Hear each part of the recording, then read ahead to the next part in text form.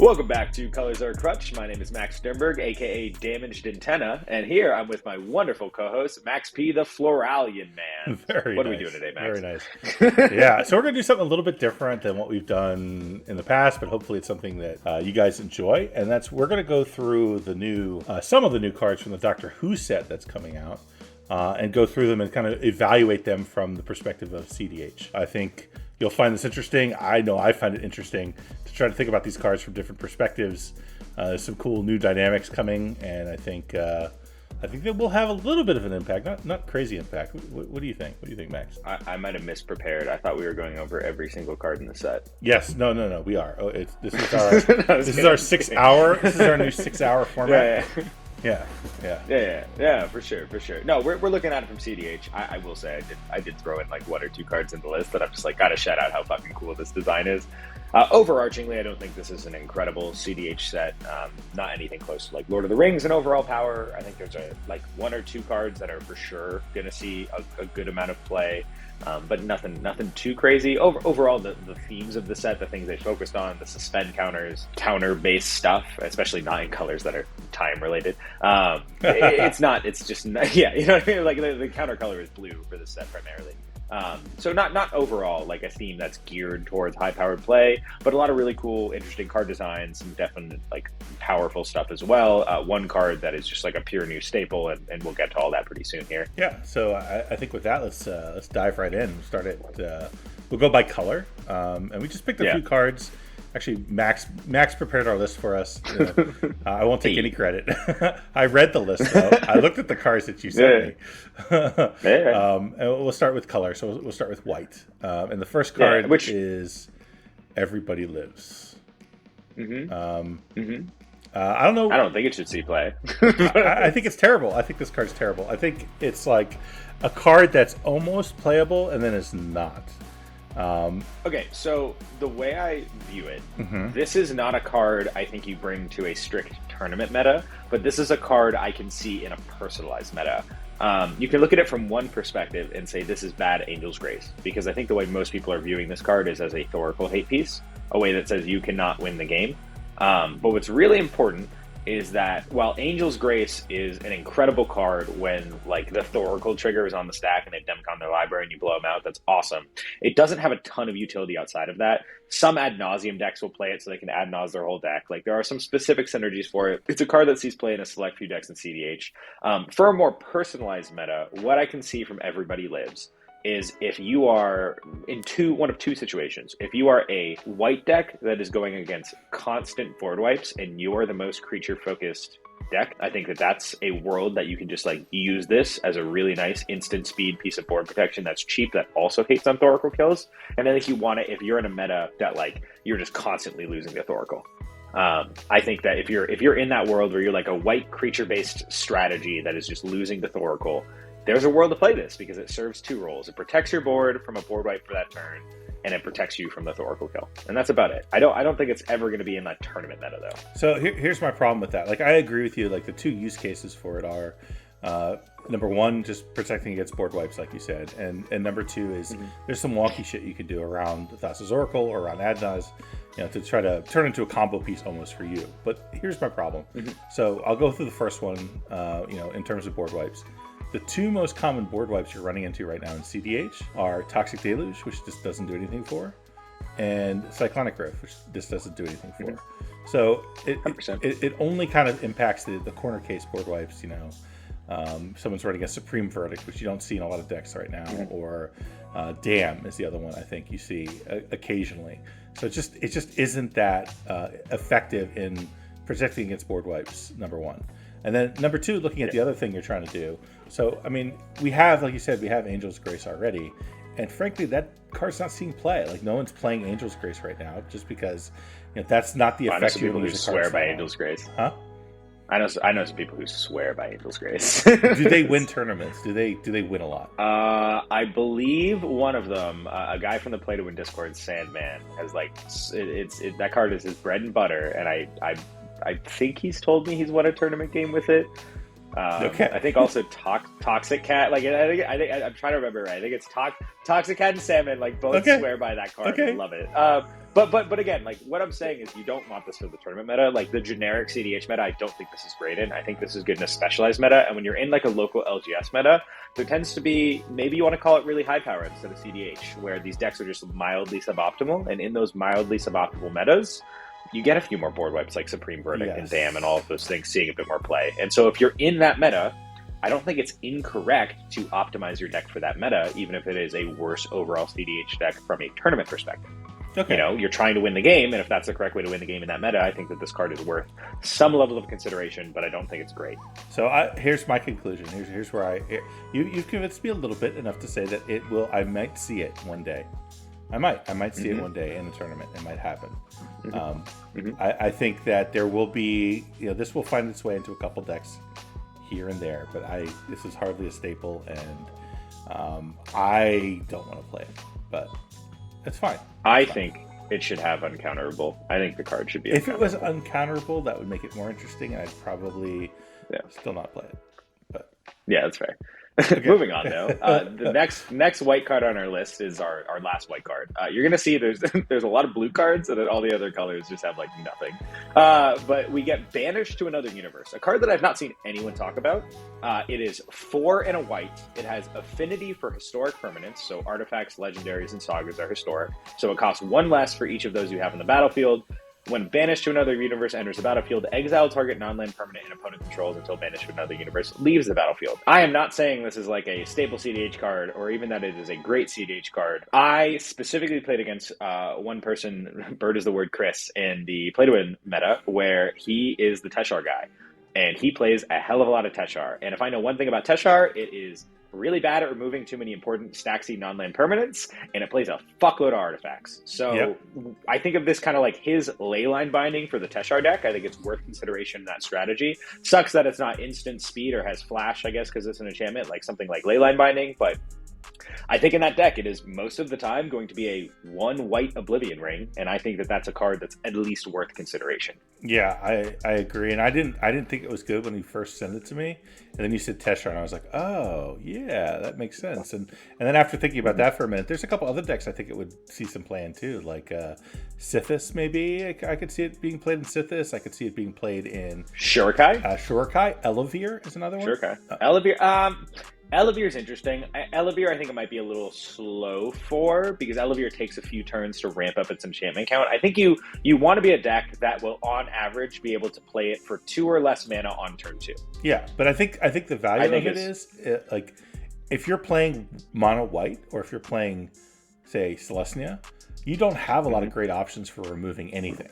This removes anything, right? Anything other than a land. For sure. So that's pretty damn good. It's, I think it's better than I first thought it was. I don't know that I'm going to see it a lot, just because I think the decks that won it, we don't see that often. But it will see some play, I think. Some amount. Oh, actually, there is one more white card. I forgot it was white because it literally wasn't on the MTG Goldfish website in the normal frame. I do want to mention one cool thing about this set. There is a sub-mechanic of the set called Doctor's Companion, where it's these random creatures of whatever creature type, and they have an ability, Doctor's Companion. It's kind of like Partner, and it functions where any of the cards that are the blank Doctor, so if it's the War Doctor, the 10th Doctor, the 3rd Doctor, all of those cards count as the Doctor, and Doctor's Companion lets you partner it with anything that is the Doctor. So Sarah Jane Smith is one of the Doctor's Companion. It is a white card, and it has the ability of, whenever you cast a historic spell, Investigate. This ability triggers only once each turn.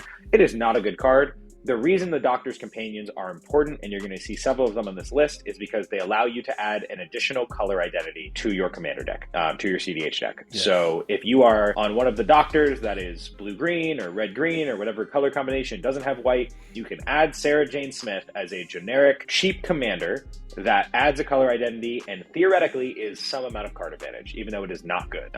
So I think when you're looking at the Doctor's Companions, they either need to have a really busted ability, or they need to be cheap so you can get them down early to turn on your free spells. Yeah, when I first saw the dynamic in the set, I was concerned, because I was like, okay, here we go, partners again, and then someone, I don't remember who it was, pointed out to me, but dynamic like that, you're going to see all the cards suck. Like all the cards with the dynamic on it are going to be bad. And then sure enough, going through them, there are a couple ones that have some playability. They're interesting. But none of them are broken. I wouldn't say any of the Doctors or any of the Doctor's companions are truly broken.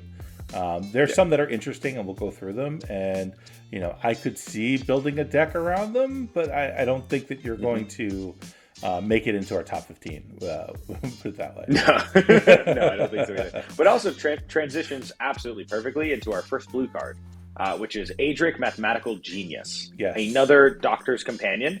One of the best ones from my perspective in terms of the cool stuff it can do. It is a 1 in a blue, so 2 mana, 1/1, that you can pay 2 in a blue, 3 mana to tap it, and it copies target activated or triggered ability you control. You may choose new targets for the copy. So there are certain commanders that I could totally see wanting this. And it has a secondary ability that's just as important, where you can pay 1 in a blue, sacrifice it to counter target activated or triggered ability. So it is an on-board counterspell as well as a value engine that can give you additional triggers. Something like, I'm not saying you would never play this in Kinnan because it is a human, but like you could pay 2 in a blue and copy your Kinnan activation for only 3 mana. So it does have some interesting synergies of cool stuff it can pull off. Yeah. It's a stifle. It's what the sacrifice is a stifle, essentially. So my first on it is like, okay, it's a Strionic Resonator in the command zone. Okay, that's kind of neat. I wouldn't call it good, but it's neat, right? The ability to copy those abilities can be good. If you had a partner, if you had a Doctor who had a really powerful, triggered or activated ability, I could see this being really good. Unfortunately, none of the Doctors have anything that's that broken. You basically, you can create an extra clue is kind of the best effect you're going to get out of it. But it's neat. And I think it's the most powerful of the companions that I've seen. There's one other that I think has a similar effect, but just costs so much it's going to be really hard to play. But if you the colorless one, but if you take Strionic Resonator in the command zone and then staple on a stifle, it's not too bad. It's something. Yeah. And importantly, it's a 2 mana, so cheap commander, and it's a Doctor's Companion that adds blue, the most powerful color in CEDH. Yes. So that's kind of its importance. And then its additional value is cool, but you get a cheap commander, it adds blue, and it can be a stifle, and it has a cool upside ability. It's something. Yeah, clearly the best of the companions. So the next card is maybe the card I'm one of the most excited for, not from a pure, this is a CEDH staple perspective, but oh my god, can this break some shit. The next card. I was gonna say, said like a Kinnan pilot. Go on. Oh yeah. The next card is Aton. I hope I'm saying that right. Aton Soldier, Auton Soldier. It is an artifact creature, alien soldier. It's 4 double blue, 6 mana. It's a clone. You can have it enter the battlefield as a copy of any creature on the battlefield, except it isn't legendary, is an artifact in addition to its other types, and it has Myriad. Yes. Yeah. I envision, I will test this soon, and my exact game plan with testing this card is I am going to play it until I get to copy a Tivit with it, and then I'm going to make it to my next turn. I'm going to swing with that Tivit. I'm going to get 2 additional Tivit ETBs from the Myriad trigger, and then I will get 3 more Tivit triggers from the damage. And I am so excited to make 10 treasures and 15 clues and then take this card out of my deck. Dude, I think you nailed it. I don't even know. It's hard for me to even say anything else to that, other than like, other than everyone else out there is looking at this and going, 6 mana, holy crap. But all the Kinnan pilots are like, oh, 6, that's pretty cheap. That's pretty affordable. That's fine. Dude, you copy an Atraxa? Yeah, I'll take 2 more Atraxa ATBs on combat. Oh, I'll gain 21 life. Yeah. Or I did the math. It's like if I clone my own Nyxbloom and then I go to combat and I have 4 Nyxbloom Ancients, each of my lands taps for 81 mana. That's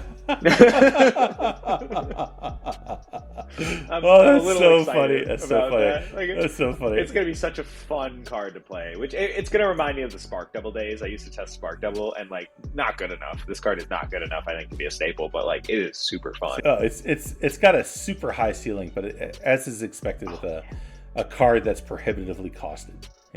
Most decks just can't play this. It's fucking broken. And the cards, and the other problem is like you said. I mean, the cards, the decks that can play this probably have better things to do with 6 mana. I think most of the time. But if you are a Kinnan player at an LGS and you are against Tivit or Atraxa every day, slot it in. Oh yeah. Well, and you 100%, could bet your ass 100%. this is going into my Gyruda casual deck.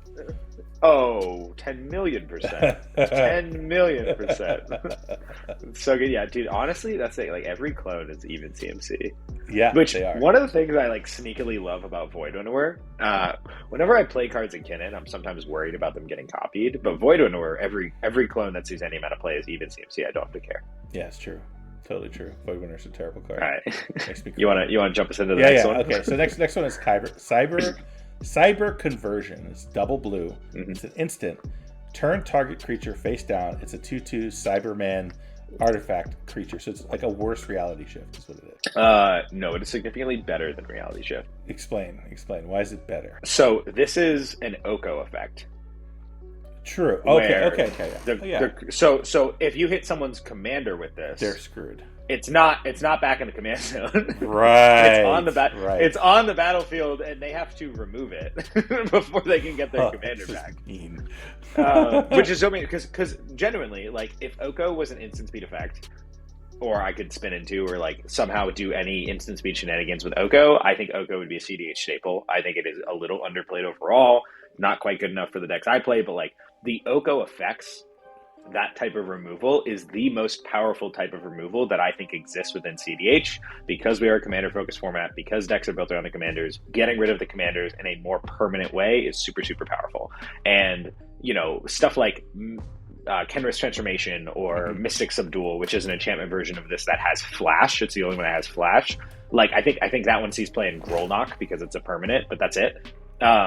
They're really, really strong. The effect is so good, but you can remove the enchantment and your creatures back, and that's not hard to do. What's so powerful about Cyber Conversion is it's an instant, it's a spell, it's not an enchantment. The card just is that now, and there's nothing they can do about it. Yeah. So, like, I was genuinely considering trying this in Kinnan. I think it is absolutely wildly strong.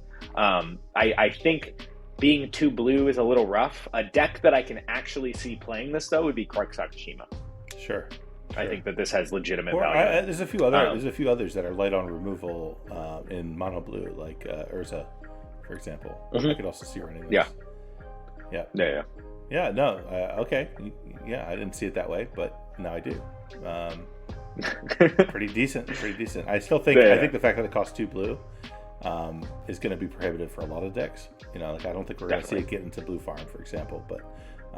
You know, another fringe playable card that we're going to see some. You'll see it occasionally. The next card is very fringe, and I actually don't think it'll see play in many decks, but I think that there's like 1 or 2 it has a chance in.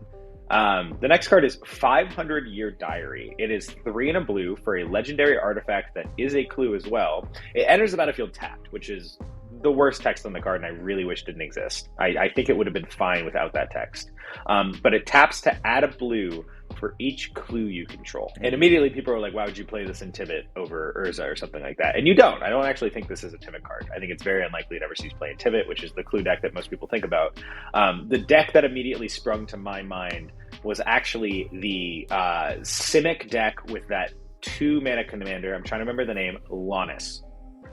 Have you ever played against Lannis? Never played against it. Never played against it. I've played it against it in CDH, I think twice ever. And deck makes a lot of clues. And it's a Simic deck, so you're generically going to have mana. And while this is not necessarily the best thing you could be doing, it is a kind of ridiculous ramp spell. Where, you know, you pay 4 mana 1 turn, you play this rock tap, you hope it survives, and you've probably doubled your mana for the following turn. And for every turn thereafter. It is powerful. Like decks that just inherently will produce a lot of clues, I think this has like a shot in. It's one of those cards that I also think is not good enough right now for most things, but it's one of those cards that if you project into the future, I could see becoming good at some point. Clues are super big right now in Magic. Clues, Feud, Treasure, they're in every single set. Some card is producing those artifacts, and so we're going to get more clue cards and more clue payoffs as time goes on, and I think inherently we're going to hit this point where we have to come back and look at this card and say, is this good enough now? Yeah, so the first card I thought of when I looked at this was the Friends Forever, Secret Lair, Stranger Things commanders, and specifically Will, or Wurnog is the other version of it, which is the black-white commander where whenever it enters or leaves the battlefield, each opponent may investigate, and then you get to create clues basically based on how many people actually do it. You know, and it opens the door to do things like Abdel loops, where you're flickering the commander and creating a bunch of clues. If this is on the battlefield at the same time, well, you've now got infinite mana along with those clues. That's really what it comes down to. Yep. And there's you know, and the other commanders that are in that secret layer set actually kind of play along with it pretty nicely. One being Bjorna or Lucas is the other one. Basically, it's the same commander with different names. Sacrifice an artifact, deal 1 damage to target creature. So if you've got like a dramatic reversal loop going on with Isochron Scepter, right, and you're creating infinite clues by bouncing Will, you've got 2 pieces of a win con, built into the command zone. Yeah. So I could see this seeing some play. Like you said, the biggest problem with it is just the fact that it comes into play tapped, which is it's just terrible. Really wish it didn't. I think it would have been fine if it didn't, honestly. Like, I think if this was untapped, it would be okay. Yeah, I mean, if you're playing a deck that can, is twiddling and is untapping things, then maybe it's okay. But even then, it's just like, unless you're on the turn where you're actually able to do your thing, it's just a dead card until next turn. It's a setup card. It's totally a setup card, but it's a setup card that will make a ton of mana in certain decks. And that's why I wanted to mention it. I don't think it's good enough yet, but it's one of those cards I think to look out for in the future and just keep it in the back of your mind. Yeah, and I do think if we get a few more clue support cards in the right colors, then maybe all of a sudden it becomes playable. Yep. Yeah. So I guess moving on is, I think that the card that caused the most stir, I think, so far. Best card in the set. Yeah, and that's Flesh Duplicate. It's 2 blue. It's, wait. You said it. You said its name wrong. You said its name wrong. I did. Go ahead.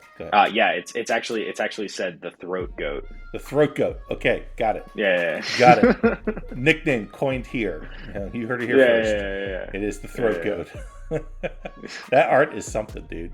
It's wild, Daddy Long Neck. Yeah. Wild. Yeah, I don't watch enough Doctor Who. Maybe I should, because I look at this, I'm like, what the hell? Yeah. But anyway, it's another. It's like Phantasmal Image-ish. 2 blue. You may have Flesh Duplicate enter the battlefield as a copy of any creature on the battlefield, except it has Vanishing 3. If that creature doesn't already have Vanishing. So basically, what that means is you put 3 time counters on it, and you remove 1 each upkeep, and when you get the last one, it's gone. You sacrifice it. So I play this in Kinnan right now. Yeah, in many ways and in many decks, it's better than Phantasmal Image, right? Because it lacks that whole it gets targeted, it disappears thing, right? It lasts 3 turns, and if you can't win with a clone of something amazing in 3 turns, then you're doing something wrong anyway. So the only deck that I immediately is like Fimage is better than this is Kenrith. Because in Kenrith, the ability to kill your Fimage with the green ability of Kenrith is an upside. Yep. Because it puts it in the graveyard for Dockside Loop, so you can go infinite more easily. But now I think I've resolved this card at this point 7 or 8 times, which I literally just swapped Fimage for this. I might want all 3 clones. For now, I just this is strictly better than Fimage in my opinion in the deck, so I swapped it.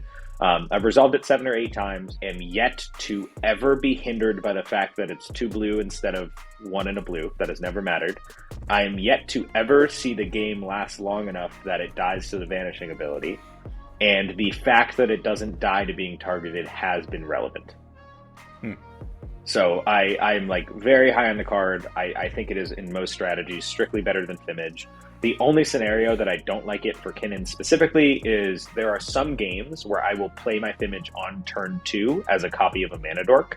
And in those worlds, there's like a real shot the game goes long enough that it goes away. But at that point, you probably don't care anyway. So yeah, who knows? But like I copied a Crom with it on like turn 2 the other day. And like the game finished on the turn before. Well, you have to ask yourself the question. Like, okay, true. If I create a Mana Dork with my Phantasmal Image, and the game might go long, but will it go long enough to avoid getting bolted by a Orcish Bowmaster? Anyway. Yeah, or like the fact, a big one for me is like going back to a Ton Soldier, like one of my favorite things to clone is Tivit. I get like salivating levels of happy when I see a Tivit at the table because I'm just like, I'm literally mulliganing for a clone effect. It's so good. And one of the downsides with Fimage that has come up repeatedly is Tivit has Ward 3. It's super nice that it's hard to kill a Tivit when you clone a Tivit. But when you have a Fimage, I've had people just like tap their Manamo to target my Phantasmal Image clone of Tivit, and that kills it. Yep. Yeah, because who cares if the ward triggers? Also, the sacrifice ability goes in the stack. So this just avoids all of that. Yeah. I think there are some decks where the 2 blue versus 1 blue is a lot more relevant. When you're looking at ad nauseum decks, if you're looking at something that is high in color combination, I think that 2 blue is like a very relevant cost, and I think those decks might want Fimage more. But that's about it. Yeah, I mean, and frankly, the decks that are really taking advantage of clone effects right now are control decks anyway, and they're not running more than, say, 3 colors. So, 2 blue is easy for the decks that want this. So I think this card is busted. I think it's really, really good. It's really good. Yeah. I mean, the one thing is, like, when you're in a hard control strategy, like I know we talked about it in Talion, we settled on no. That's because Talion will literally make the game last more than 4 more turns very easily. That's kind of there's nothing in Talion. So like in that deck, the Vanishing is a real downside. So we're not putting it in Talion for now, but like maybe it's just good enough. We'll see. It might clones be. Are great. It might end up in there. We'll see. Clones are great. Yeah. You want to jump us into the next one? Yeah. So next one is K9 Mark 1. 1 blue. It's a legendary artifact creature. It's a robot dog. And it has negative. It says, as long as K9 Mark 1 is untapped, other legendary creatures you control have Ward 1, which is pretty good by itself. And then it has the ability to, you pay one and a blue, and you can make target legendary creature unblockable this turn. And it's a Doctor's Companion. So I wouldn't call this a crazy good card, but it does give Ward 1 to like a Tymna, for example. So it can be useful. It's could make something get through, which is sweet, and so it's fine. I'm not crazy about this card. I think it's sorry. Go ahead. Go on. I think it will legitimately see play in exactly one deck. Go on. Sisay Weatherlight Captain. It is a 1-mana legend that gives Sisay Ward 1. Yes. It is a 1-mana legend that adds blue that gives Sisay Ward 1. Yeah. I don't care about the unblockable. I don't care that it's a Doctor's Companion. I care that it's a 1-mana legend with a color. Yeah, it makes sense. And it has a little bit of utility. So yeah, it's like another Skrelv, honestly. It's like bad Skrelv. Yeah. It's kind of what it is. I think it's cute. I think I don't know. I don't think it's going to see that much play. I think there'll be some Sisay decks that try it, and we'll see how it does. It's cute though. I like the card. It kind of reminds me of what's the Gold Hound? It kind of reminds me of Gold Hound in a way, where it's like, oh yeah, you'd think it would be more useful than it ends up being, but we'll see. Yeah, worth talking about and mentioning though. Yeah, and it is a Doctor's Companion, so if the Doctors are really broken, which you'll see they're not. That's the thing, is they're not. they're just not. Yeah. But maybe, who knows? Maybe they're going to print another Doctor at some point. We'll see. Oh yeah. Next card is broken in certain situations though, for sure. Yeah, go for it. The next card is Nano Gene Conversion. 3 and a blue sorcery. Choose target creature you control. Each other creature, not other creature you control, each other creature, so all creatures in the battlefield, becomes a copy of that creature until end of turn, except it isn't legendary. My favorite hypothetical for this one is, imagine you're playing Najila, and let's say you have 6 soldiers, or 6 warriors, and you cast this on Najila. You now have 7 Najilas. Oh my god. And when you swing, you make 49 or something with the you number. Make 40. Like, yeah. You make 49 warriors. That's hilarious. So there's a world that this is it's so win more. You know what I mean? Like this is wildly win more. The other thing I like about this is as a hate card. Actually, I really wish it was instant. That'd be so cool. But like, turning all of your opponent's creatures into like a token, I see as being potentially valuable. It's also a way you can get rid of all stacks pieces on the board. Is super important as well. Right. Like imagine that you're on a turbo deck, and imagine you're on Rogsai. I'm not saying Rogsai would ever play this, but like imagine you're on Rogsai and you're in this cluttered board state of Collector Roof and all this type of stuff going on, just these opposition agents and Drannets and random stacks effects. So you're just like, okay, whatever. I'm going to target Rograk with Nano Gene Conversion. All of your stacks pieces are now Rograks. And I don't have to care about them. Like there's some utility for almost like a March of Swirling Mist type card. I don't think it's actually going to see play. I think that it is one of those cards that mid-range Najila could legitimately try, and I think it will occasionally win some games. That's about it, though. Yeah, I agree. I totally agree. It's a cute card. I think fringe playable, but probably won't even stay there, I don't think, in the long term. Yeah. Someone was telling me, they were like, "Oh my god, turn all your creatures into Kinnons," and I was like, "Yeah, that's cool." But then my mana dorks aren't Kinnon, or just Kinnons. It does nothing for you. It doesn't help. It doesn't help. I'll make everybody have Florians, and I'll swing, and I'll look at a bunch of cards. Yeah, that'll be great. Yeah. Yeah. All right. So next up, we have another Doctor's Companion. This is I'm gonna butcher these pronunciations because I don't watch Doctor Who. Sorry, Nardole, Resourceful Cyborg. It's blue and 1. You can tap it to add 1 blue mana for each counter on Narbol. Spend this mana only to cast non-creature spells, and it's got Undying.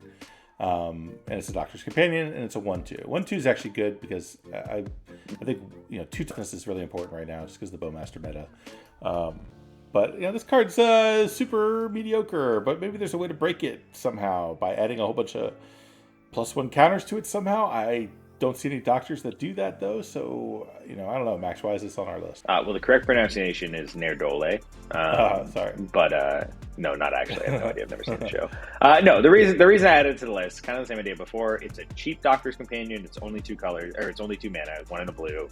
It adds blue, which I think is probably the most common one you're going to want to add to your decks, and it is a mana dork in the command zone. Sort of. And I think that if you're looking at a Doctor's Companion, you either want, which they're all shitty, but if you're looking at shitty options, you want them to either be providing some cool synergy, mana advantage, or card advantage, and this fits into that category.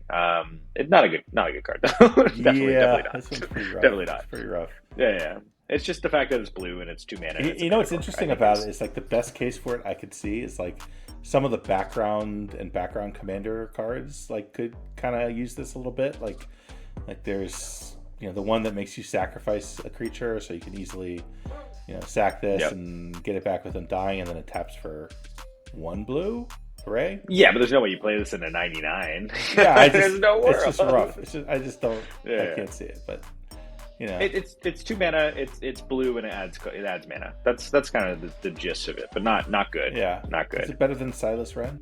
Maybe Silas is pretty bad though. Honestly, dude, the fact that Silas is a legendary artifact to sack to Mount Doom is like. Oh, so is this. Oh shit! This is an artifact creature. Hey, yeah. You put this in Grixis with Mount Doom, 100%. Yeah. All right. Calm down. Moving on to Reverse the Polarity.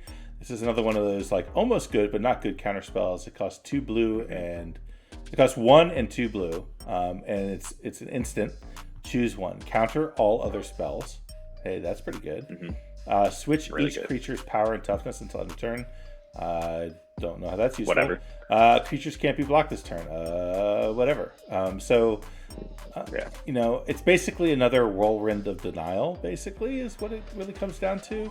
Like a bad. I was thinking Display of Power. Yeah, Display of Power is another one. All 3 of those are kind of in that same category, like sort of anti-Flusterstorm tech. But I don't see this one ever seeing play outside of like casual tables. Yeah, I don't think it's quite counter spells right anyway. So yeah, I don't think it's quite good enough. But it was a card that is like it does the counter all spells thing, and I think that's worth mentioning and just making sure people are aware it exists in the format, because there's a world that we. In 2050, when Magic has been power crept, where we each have 50 free pieces of counter Magic that we have to play, maybe you want Reverse the Polarity. Yeah, but at that point, we're not even playing lands anymore, right? We don't need them. Yeah, they're all MDFCs. We've been to Zendikar 7 times. Right.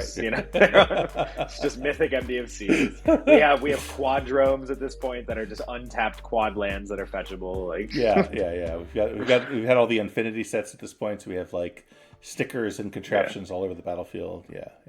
Oh yeah. You start your deck with 5 different decks with your attractions and stickers. Separate the table into zones with gamma, beta, alpha, whatever. I don't know. Beautiful. Okay. Yeah. Next card, by the way, absolutely no chance it's a CEDH card. I brought this up just because I think it is one of the coolest design cards I've done in a while, and I just wanted to shout it out. The Flood of Mars. Yeah. It is 2 blue. It is a creature, alien, zombie, horror, awesome creature type. It has Island Walk, and it has Water Always Wins. Whenever the Flood of Mars attacks, put a flood counter on another target creature or land. If it's a creature, it becomes a copy of the Flood of Mars. If it's a land, it becomes an island in addition to its other types. So this starts turning other things into the Flood of Mars, which then has the same ability to turn more things into the Flood of Mars, and that's fucking so sick. So what happens if you play? What happens if you play Nanogen Conversion with Flood of Mars? So you just turn all of your mana dorks into Flood of Mars and then swing. Yeah, so then everything becomes an island. Yeah. So then the other thing to consider is the one card that actually works really well with this is Quicksilver Fountain.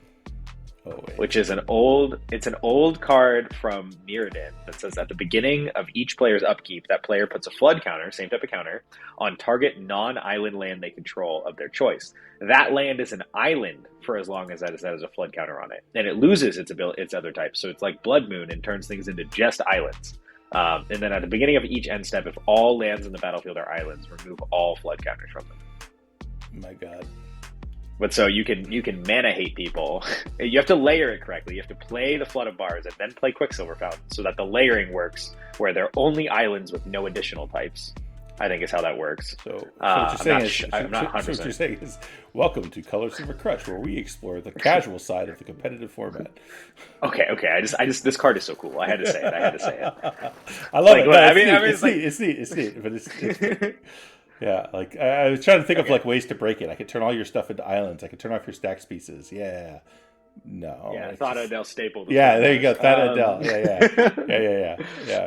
Okay, the next card is not any better. We only have one black card. This card's terrible too. It's terrible. This card's but literally, I looked through every black card in the entire set. This is the best one. I'm not kidding. Like, by far, this is the best one. The black was hated on this set. There's nothing. There's absolutely nothing. The best black card will only see play if you're in a deck that's playing Daleks, which if a Dalek deck happens and your commander is a Dalek, then I see a world that maybe. Because it is called... Oh, don't say it. Don't say it. Yeah. I know. No, there's going to be someone who builds CEDH Daleks. It's going to be bad. They're not going to win a game with it, but they're going to play this card in that deck. And it is called Exterminate with an exclamation point. It's 2 and a black. It has Replicate, tap untapped Dalek, whatever it is you control, and you get to copy the spell. It destroy target creature's control, loses 3 life. So if you have a bunch of Daleks, you can use it as a one-sided board wipe. That's it. It's bad. Don't play it. Moving on. Woof. We're getting there. Whatever. Amazing. All right, at least one, there's 2 red cards. This next one I actually like. This card I actually like, and if there was a decent doctor to go with it, I would actually like this card. That's Ryan Sinclair. It's another Doctor's Companion. It costs 2 and red. Legendary creature. It's a human, which is significant, maybe. And maybe Winota rises again. Maybe, I don't know. You play this in Winota. Whenever Ryan attacks, exile cards from the top of your library until you exile a non-land card. You may cast the exiled card without paying its mana cost if it's a spell with mana value less than or equal to Ryan's power. Put the exiled cards not cast this way on the bottom of your library in a random order. It's a 2/2. It's not. It's it's not awful. Like, it's card advantage, and it's actually decent card advantage. And if there was like a doctor that said something like, it was like a Prosper doctor, or like whenever you cast a card from exile, create a treasure, or whenever you cast a card from exile, like put a +1/+1 counter on something, or anything like that, then all of a sudden Ryan Sinclair would be quite playable. Unfortunately, none of the doctors do that. But as far as the companions go, I put this as the second strongest Doctor's Companion, next to Blue Stifle, and then this one. Yeah, agreed. Yeah. So next up is another red one with card advantage that's also a Doctor's Companion, and that is the only reason we're talking about it. It is Yasmin Khan. It is 3 and a red, legendary creature, human detective. You can tap it, exile the top card of your library until your next end step. You may play it. That's it. Just card advantage on Doctor's Companion. Yeah. So if you're not a deck that thinks you can properly utilize Ryan, and you still want to add red and you want to add card advantage, then this is the next best one. Why does it cost about it. 4 CMC? 4? Yeah, I have no idea. It's way too high a cost for this. Like, come on, guys. Like, if this cost like red and 1, it would be playable. It'd be playable even in the 99 of some decks because it's cheap card advantage in the color that struggles with that. So it's really unfortunate that it's costed so high. I think it should at least have haste. Yeah, or haste. Give it haste. Would have been nice. Yeah. Give it haste. Yeah. Yeah. The next one, Manadork. we have another Doctor Companion. Yeah, it's a Manadork. It's Susan Foreman. It is 1 in a green, legendary creature, Time Lord, 1/1 Doctor's Companion.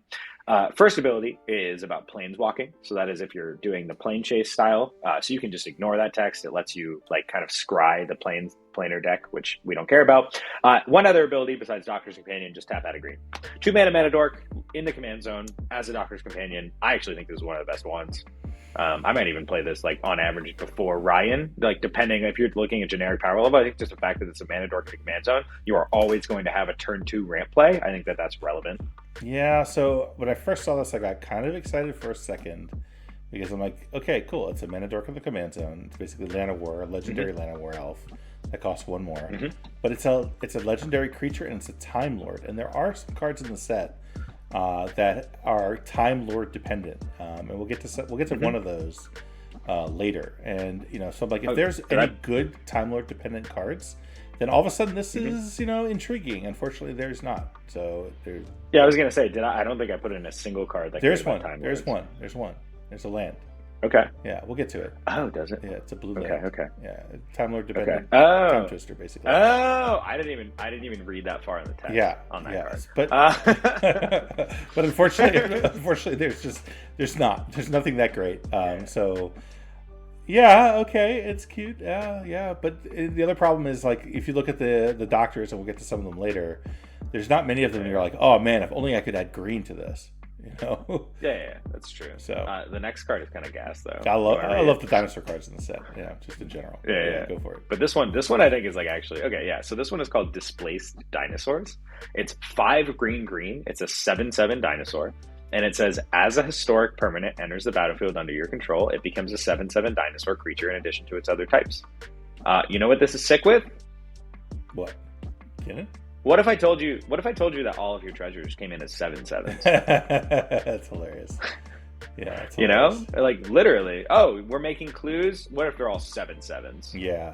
Spoken like a Kinnan player who looks at a 7 mana costed card and says, "Yeah, that's playable." Okay, but legitimately, if you're a deck that's making a fuckload of clues or treasures or food or any of that kind of stuff, this is a real beatdown plan.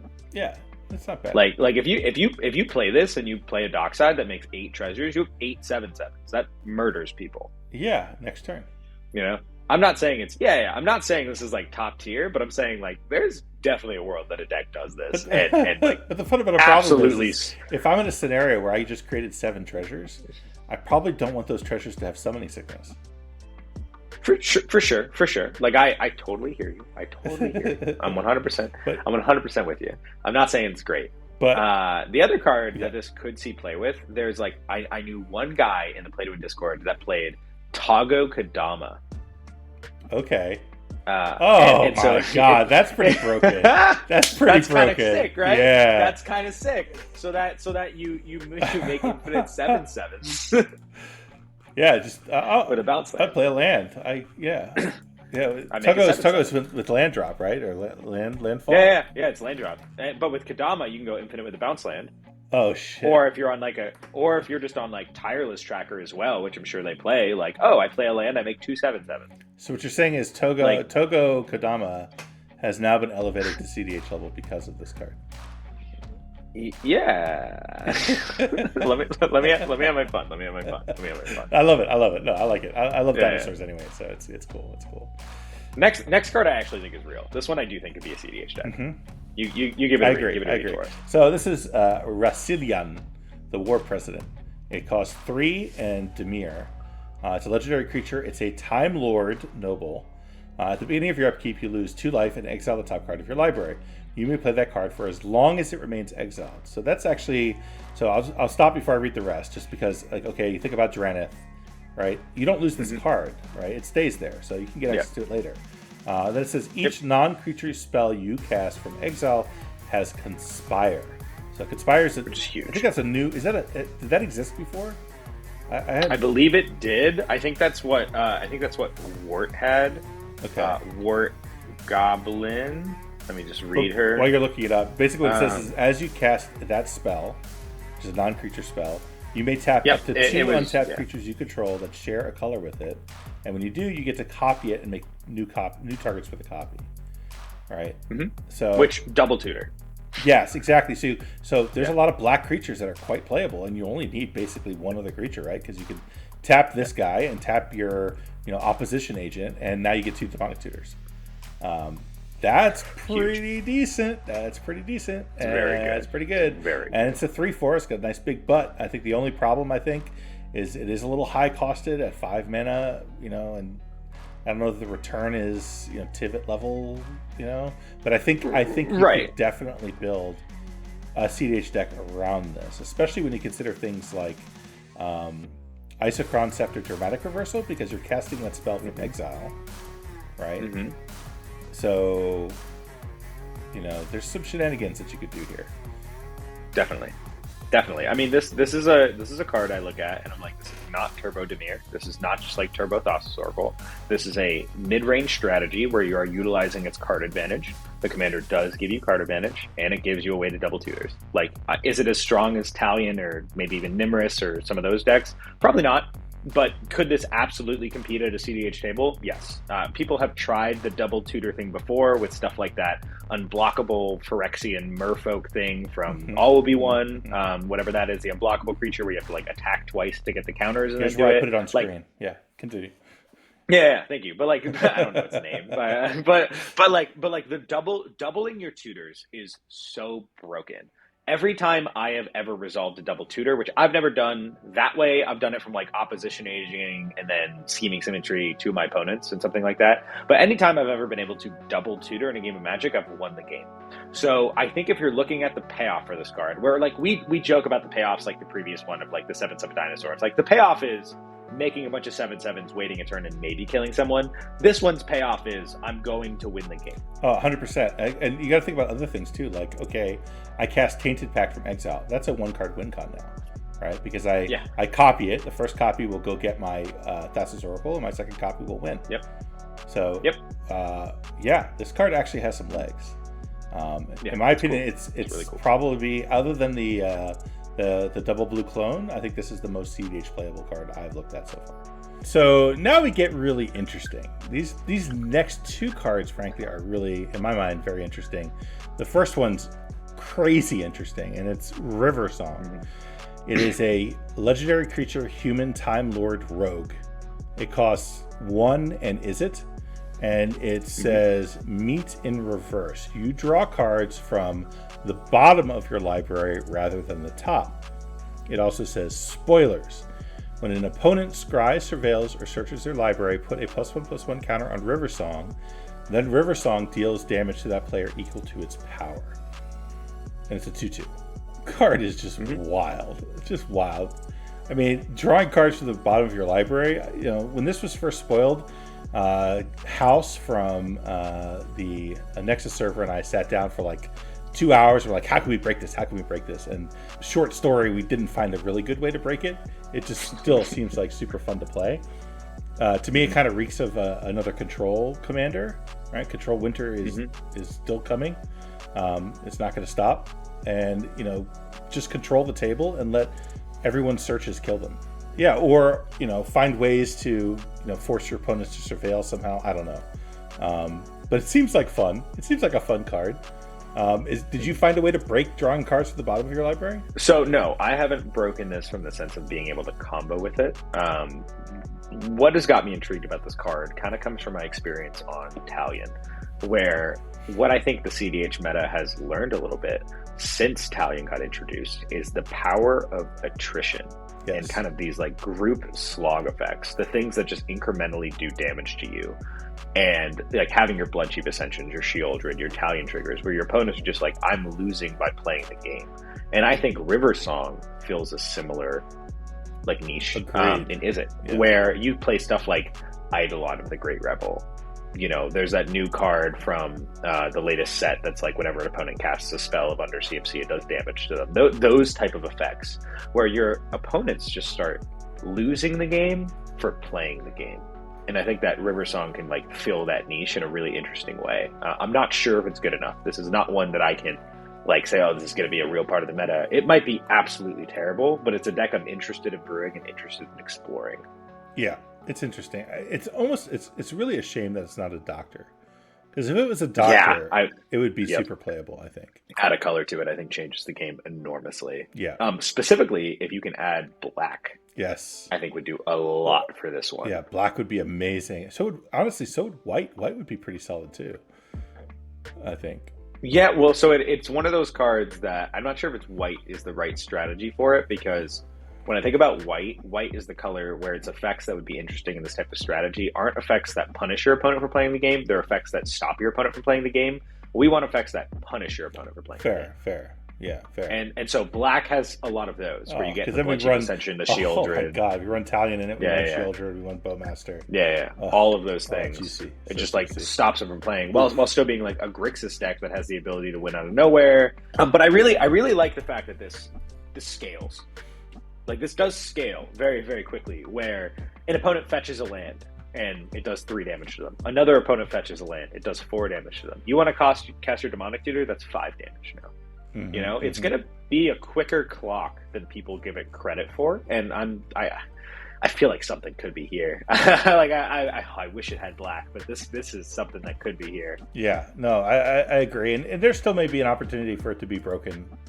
I haven't looked at every card on Scryfall with this card in mind, so I'm still gonna go look, even with just these colors. But I love this card. This is a really cool card. I hope Wizards makes more cards that do completely whack stuff like this, because I love this kind of thing. Moving on, you want to do the next one?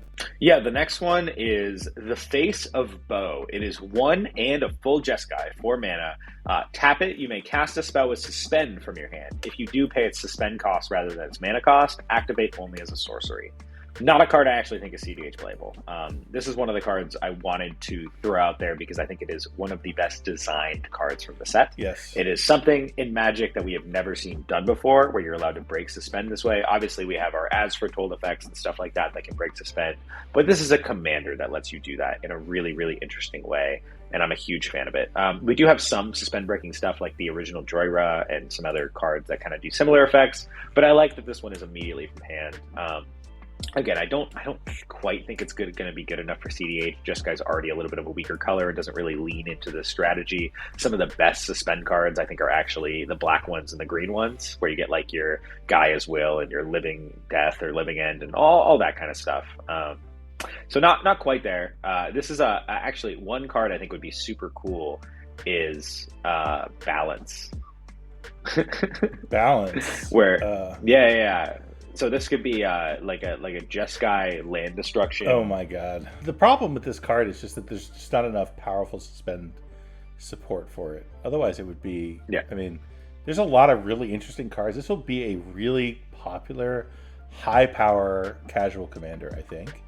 Yeah, definitely. Cards like Glimpse of Tomorrow. You remember what Glimpse of Tomorrow does? So, I'm gonna look it up real quick. So it's red. The Suspend cost. The Suspend cost is red. Oh yeah. Shuffle all permanents you own into your library, then reveal that many cards to the top of your library, and put all non-aura permanent cards from this way onto the battlefield. That's just fun. That's just fun. Yeah. It's just a good time. And then you also get access to like the mana artifacts, the mana rocks that you never get to play, like Mox Tantalite and Soul Talisman, right? Mm-hmm. Lotus Bloom, right? Lotus Bloom is the other one. Yeah, right away. You have a Black Lotus. You tap your commander, you have a Black Lotus. Yeah, so there's a lot of cool, interesting cards, just not enough to really support it, unfortunately. Yeah, but it is cool. It is cool. Yeah, and there is a new dynamic in the set, which is time travel. So time travel is basically for each Suspend card you own and each permanent you control, with a time counter, you may add or remove a time. Yeah. The time travel dynamic does actually remove time counters too. So there's a lot of interesting time counter dynamics, none of which are good enough to really make this into a CDH commander, but still. Yeah. So close. One of those cool cards I just wanted to shout out, just because it is an awesome design. Yeah. And the art's wicked as well. Yeah. I'm always going to say the Face of Bowie. Just feels right. That's fair. Yeah. Yeah, you've definitely butchered some names this podcast. Yeah. Dr. Ho. Yeah.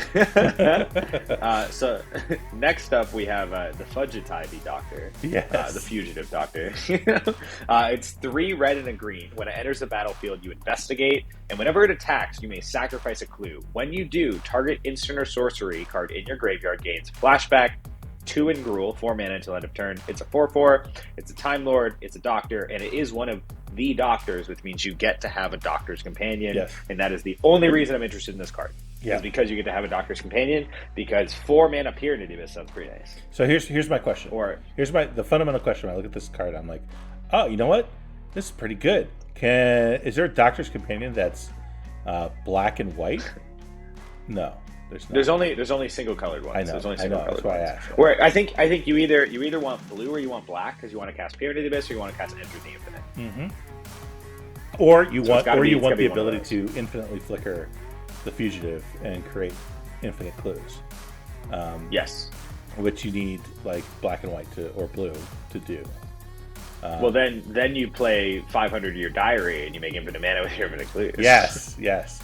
So we just want a 3-color companion. All right, we want an Esper companion, and then this works. Yeah. It's great. 5 colors. Yeah. Best 5-color deck. And then Gila, watch out. Yeah, but and be able to cheat a instant or sorcery out of your graveyard seems amazing. But there just isn't that many in Gruul that make any sense, and if you add blue, it's okay. It's just it doesn't quite get there. It's close. I think blue is interesting. I think blue is legitimately interesting. There are a lot of high CMC blue cards that I'm like fine to pay 4 for and I'm pretty happy about. Like even if you're not doing the busted Enter the Infinite thing, you also just get like extra turn spells. You get your Seagate Restoration. There's lots of like good high cost effects that are pretty easy to dump into the yard and just like wheel around. But how do you dump into the yard in Gruul or blue? Windfall, Wheel of Fortune, Wheel of Misfortune. Like there's lots of ways. You can just do like Faithless Looting effects, all that kind of stuff. It's like very valid ways. Yeah. I see a deck. I see a deck in my mind. I just don't think it'll be good enough, unfortunately. I agree. Yeah. I agree. But like if you go into black, then you're like, okay, I play Dark Deal, I play Wheel of Fortune. Like there are ways. Yeah. Even in Tomb, if you get black, then you get your Entomb effects, your Unmarked Grave, all that kind of stuff. Yeah. So something to be aware of. I don't think it's the best. I think it's one of those cards that only is a potential for a deck because it is the Doctor, and so you can add a color to it. If it was just Gruul, I don't think it would see any play at all. But I think that there is the potential for a deck here. Yeah, and it's another card that if it was Rakdos, it would be completely broken and playable. Oh, it'd be so good. Yeah. It'd be so good. Which, dude, what a transition. Yeah. To the next card. Yeah. Which, again, not a real CDH card. Almost like I planned it that way. Yeah. Dude, one of the best card designs they've ever done, I think, is this next card. This is so sick. Do you want to read it? No, you do it. You do it. You got it. Okay. This is, I think, one of the coolest cards ever. There's a lot of the cards for the set that I just love the design of, even though they're not powerful enough. This is the Master Multiply. 4 black and a red, legendary creature, Time Lord Rogue, another Time Lord. I didn't even realize Time Lord mattered. It is a 4/3 with Myriad, same ability as the Aton Soldier gives a creature, so you're going to make additional tokens when you attack. And it has 2 additional abilities. 1, the Legend rule does not apply to creature tokens you control, and triggered abilities you control can't cause you to sacrifice or exile creature tokens you control. So that means this Master multiplies. So if you attack with him the first time, you're going to have 3 Masters. The next turn, if you attack with all of them, you're going to have 9 of them. Yeah. The next turn, you're going to have 27 of them. Then you're going to have 81 of them. And you're just going to fucking murder the table, baby. And that shit sounds awesome. And the thing is, it's a quick clock. Like it's an actual quick clock. I can imagine it some world where like a Rakdos stacks deck has this as their way to win the game, and it's quick. Even if you're looking at decks like Tepish Rograk, I'm not saying they should play this. The reason they're on Sire and Void Winnower specifically is because they are such amazing stacks effects paired with the fact that they can close out the game pretty quickly. But this closes out the game way faster. Well, you know what you do with this. You know what you do with this, right? Is you do extra combats with aggravated assault, right? Aggravated assault, right? And you run Grim Hireling. The tokens don't have haste. You need haste as well. Well, sure. I mean, you have to get him into play first, and then you have to get to your next turn. Yeah. But you get to your next turn, and then you play Grim Hireling, and with aggravated assault, you go infinite. Yep. Right. Yeah, that's true. You would go infinite. Yeah, that would do enough. As long as they can't kill him, then you're good. What's really nice, I have though, to kill what I all like of to really them, right? appreciate. I have to kill all of them. Well, no. So what I really, yes, you have to kill all the ones that are currently able to attack is really, really important. And that's why I think a haste enabler definitely has some value here. But the one thing I really like is that all of the tokens will also have the abilities. So the tokens will also make the legend rule not apply, Right. and your triggered abilities not apply. So then if you're in a situation that messes up some decks, like Sakashima Thousand Faces, you have all these legends, and then you get rid of the Sakashima, and then suddenly all of them have to sacrifice themselves. If you have the Master multiplied and he makes multiples of himself, they all protect themselves in that same way. So getting rid of one doesn't matter. It's cool. I like this card a lot. It's really, really sweet. Yeah. It's a really interesting design. Yeah. I kind of want to mess around with it and see if I can make it do something. It's another one, by the way, that, God, if only it was a doctor. Yep. So I think, like I said, if only it was a doctor, if only I could add blue to it, or it'd just be insane. Or if it costs less. This is when I want to add white. I want to add white, and I want to actually stacks out the table. Oh, that's brutal. Just brutal. Margin control, baby. The other thing I would like is if it had, like, okay, if it was Myriad and Haste, and it was like, my God, even if it was like a 1/2 or something and cost less, it would be broken. Yeah. Busted. That'd be really cool. Yeah. But the one thing I can say is being 4 power is like actually very relevant, because when I'm talking about the speed of the clock, you know, it speeds it up by so many turns. Like if this was, I think I would rather have this 6 mana 4/3 with Myriad. Obviously, I wish it had haste than like a 3 mana 1/2. Because if you do the damage multiplication, your first attack you do 12 damage. Your second attack you're doing 36 damage. Oh. And your third attack you're doing 108 damage. I would be running every extra combat step available in this deck. 100%. Yeah. Which the extra combats are what are ability to break it. But my point is the clock is fast enough because of the fact that he's a 4/3 that you don't actually need extra combats to win the game. He will naturally close it out. Yeah. Cool. I like this. Super cool. I like this one. I kind of want to build it. Yeah. All right. Next one. We have the 9th Doctor. This is another Izzet. It costs 1 and blue-red. It's a legendary creature, Time Lord Doctor. This one actually does have haste, and it says, whenever the 9th Doctor becomes untapped during your untap step, you get an additional upkeep step after this. So double upkeeps is basically what this provides. I've been racking my brain trying to come up with ways to break extra upkeeps, and I'm looking at, the blue Stifle companion, and I'm like, okay, we can double this trigger and we can get 3 upkeeps in 1 turn. And like, why don't we do, we need a mechanism to create clues, and then we can do mechanized production, attach it to a clue token, and then on our next upkeep we can create 3 extra clue tokens, and then we just need like a token doubler, and then we can You're cooking. But so I actually got added on to a deck. Hire for Playing with Power hit me up when this came out and was like, I'm working on something here. And he'd been working on it with someone else and just like had me take a look at it. And it was this doctor with the Doctor's Companion that can copy triggered abilities.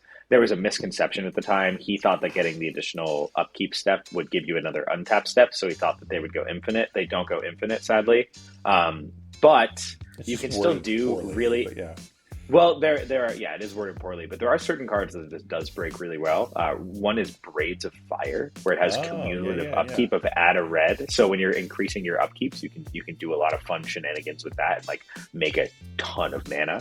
There's some specific cards that work well with it. This is one of those ones that's going to have to be fleshed out. Someone's going to have to find the line of what really makes it worth doing, but it probably exists. And if it doesn't exist now, it will exist later. Moving on to what I think is the best Doctor. I think this is the most likely Doctor to become a CEDH deck of any of the ones. It is the 3rd Doctor. It is 2 a green and a blue. It is a 2/2 with Trample, legendary Time Lord Doctor. Gets +1/+1 for each non-creature token you control. When the 3rd Doctor enters the battlefield, create your choice of a clue token, a food token, or a treasure token. What do you think about this card, Max?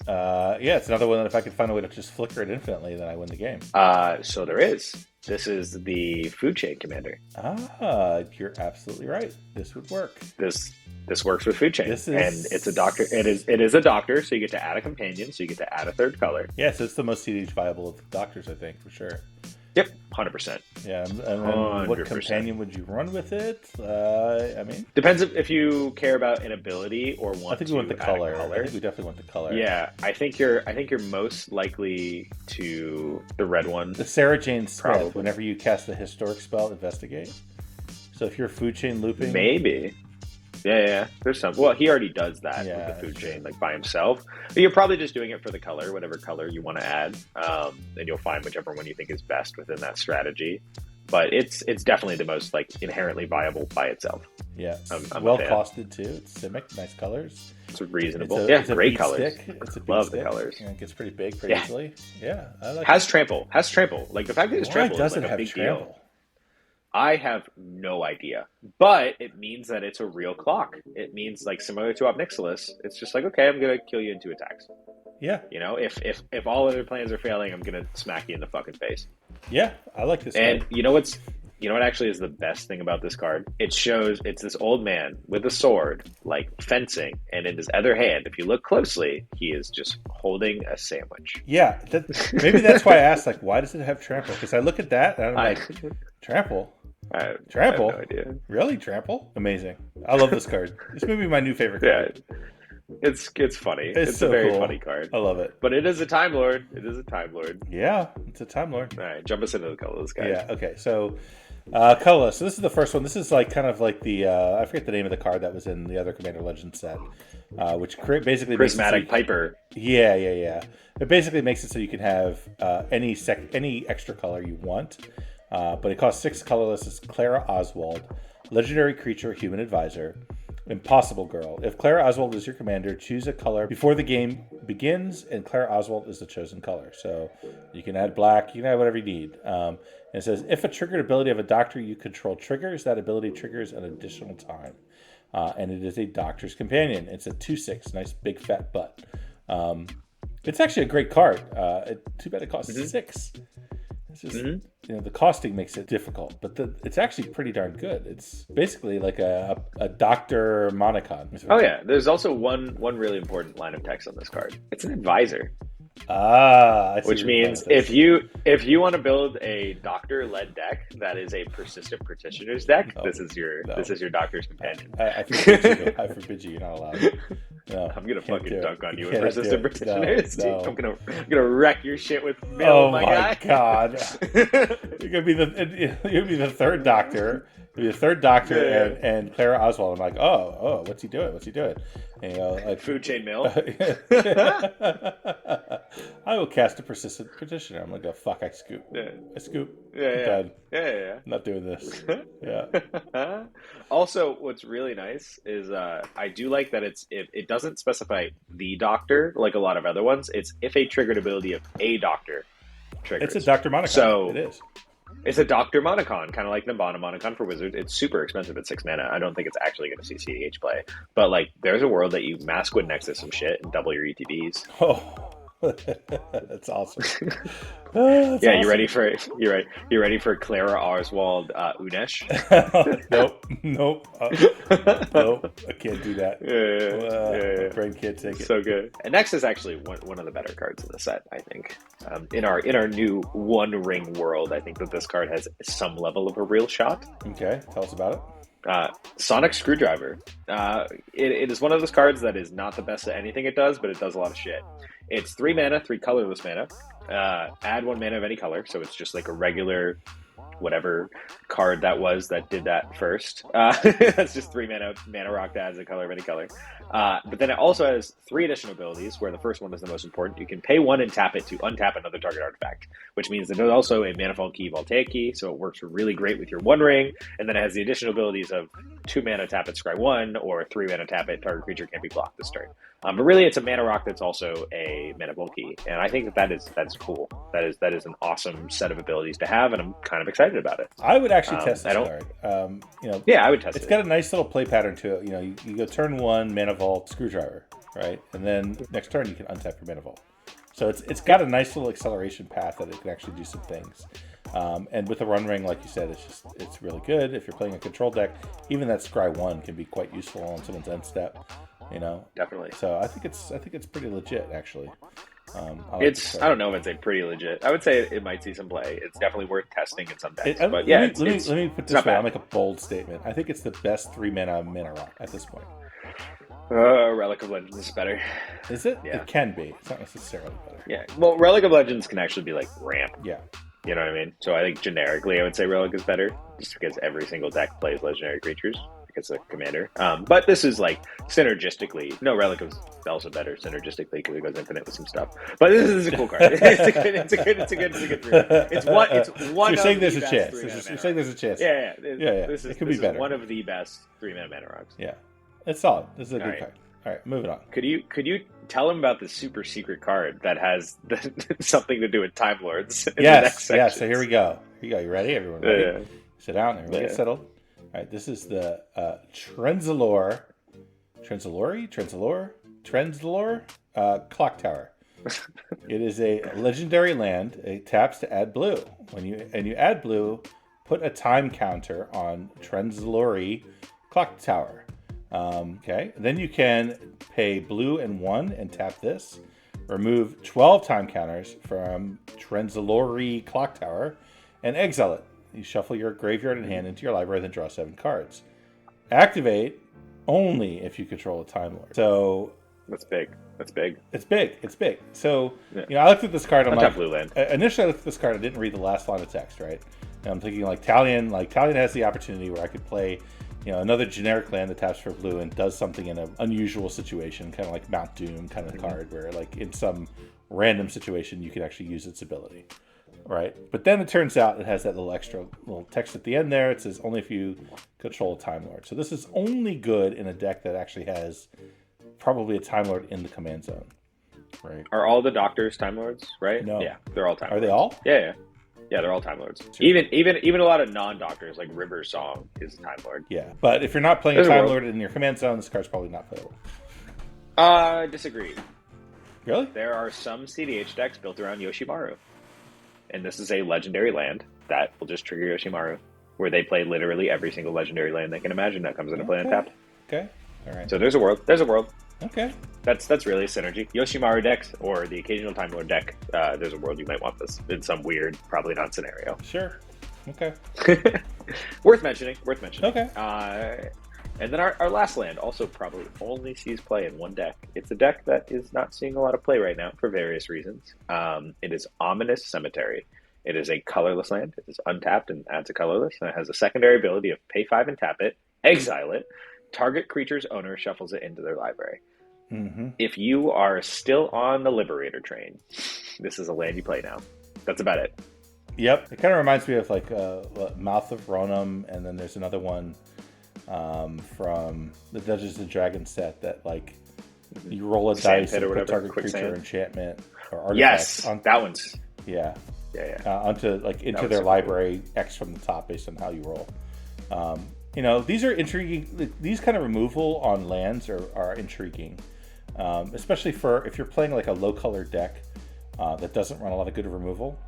You can consider this, right? Because it can be that emergency removal situation that gets you out of a bind, and it's not sorcery speed like the other one I mentioned, Underdark Rift. Yeah, and that was sorcery speed, right? This could be done. Yes, yeah, activated with sorcery. So this is better than that. It's not bad actually. I think this card's decent.